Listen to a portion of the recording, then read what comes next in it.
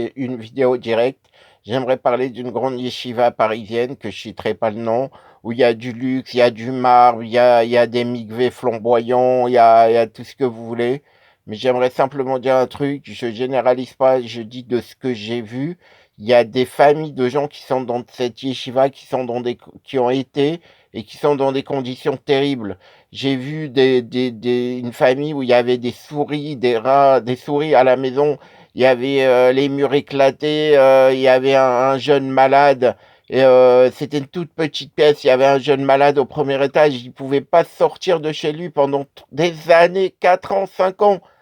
Parce qu'il y avait un étage, il n'y avait pas d'ascenseur. Ils n'ont rien fait pour l'aider à avoir un autre logement ou quoi que ce soit.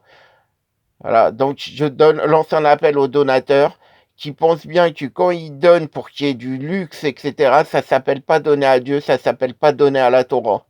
Même pour l'étude, quand il y a des priorités, ça va aux priorités. Dieu qui est un père, il préfère qu'on s'occupe de ses enfants que de lui-même. Faut arrêter de mitonner, c'est pas l'idolâtrie de l'étude. Donc je lance un appel, si vous voulez donner à la Torah, vous donnez pour que les gens y vivent normalement et qui vivent en tout cas pas dans des conditions extrêmes.